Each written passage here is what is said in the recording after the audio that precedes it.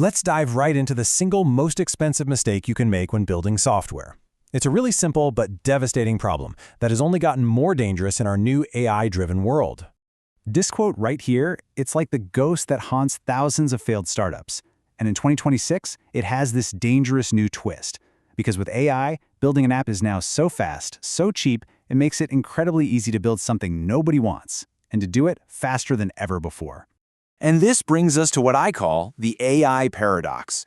You've got this incredible power to build an app in a weekend, but on the other side of that coin is the crushing reality of launching to, well, 0 users. The easier it is to build, the easier it becomes to build the completely wrong thing. Speed is a powerful tool, but if you don't have direction, it just gets you to the wrong destination that much faster. So this is the new default failure path for founders. It starts with a personal observation, which, it feels right. But then it makes this huge leap straight to an assumption, skips validation entirely, and uses AI to generate the product. And the result? A launch into total silence. This isn't a failure of building, it's a failure of being overconfident in an idea that was never tested in the first place. So to make sure that doesn't happen to you, here's what we're going to cover. We'll dig deeper into that failure pattern, we'll define what real validation actually looks like, and then we'll walk through a simple 3-step framework. After that, we'll see how AI fits in before you build anything, and finally, look at the end-to-end difference. Okay, so Section 1, the new failure pattern. This is all about the trap of building too fast. See, in the past, a 6-month development cycle, that was like a natural filter. It forced you to stop and think. But today, a weekend timeline just tempts you to just build. That incredible speed can become a really dangerous trap. And this is really the core of the issue. Without validation, you aren't actually building a business. You're just running an experiment. It's like you're in a lab, mixing chemicals and just hoping you don't end up with an explosion of debt and disappointment. The goal here is to turn that hope into a calculated, evidence-backed strategy. Which brings us to Section 2, what real validation means. So what is real validation anyway?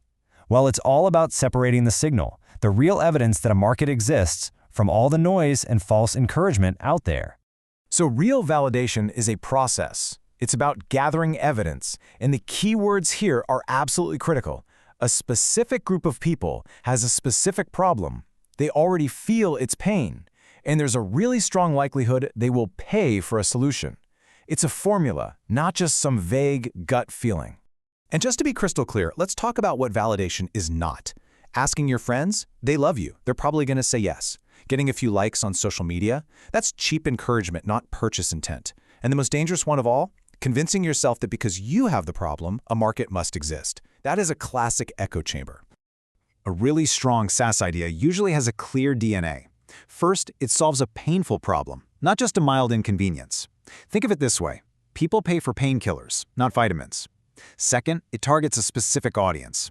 Software for small accounting firms is a business. Software for businesses is pretty much a lottery ticket. And third, it fits into an existing workflow. It makes someone's life easier without forcing them to completely change how they work. Okay, Section 3, a 3-step validation framework. Let's get tactical. This is your actionable plan to get from just a vague idea to some concrete evidence. The framework has 3 simple steps: problem research, then market evidence, and finally, the offer test. We're going to break down each one. This is the process that takes you from what you think is a good idea to what you can actually prove. Step 1 is all about problem research. And this is where you have to fight that natural urge to be broad.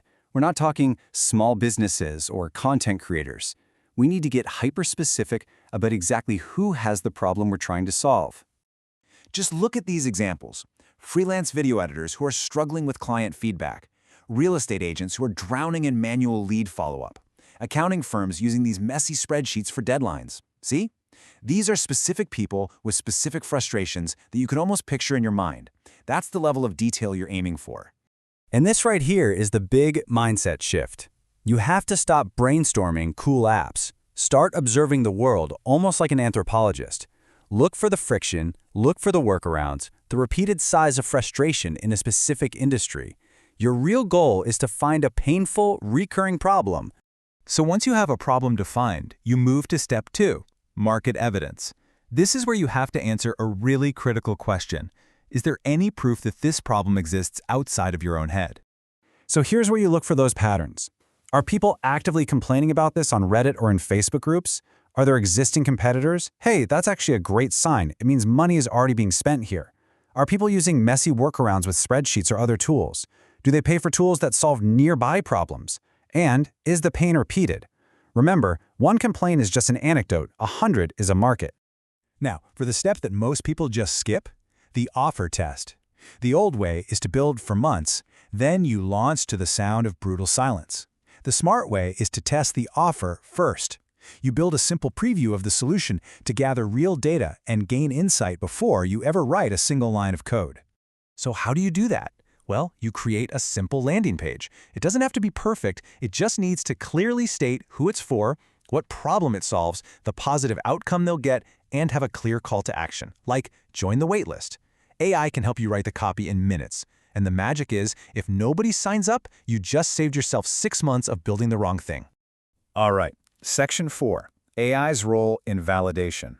Now, most people see AI as a tool for building, but its real power, especially early on, is as a tool for validation.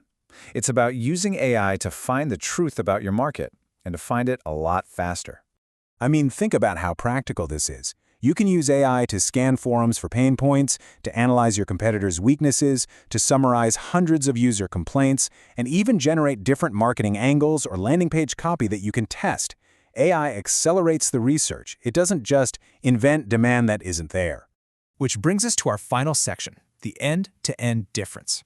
This is all about thinking beyond just the code and really focusing on building an entire business system, from the initial idea all the way to your first paying customer. And this is where you see the gap. Most AI tools, they only focus on the build step. They hand you the code and, wish you luck. But a true end-to-end platform understands that building is just one piece of a much larger puzzle. It helps you validate the idea, then build the app, then create the marketing, and finally acquire customers. It connects all the dots for you.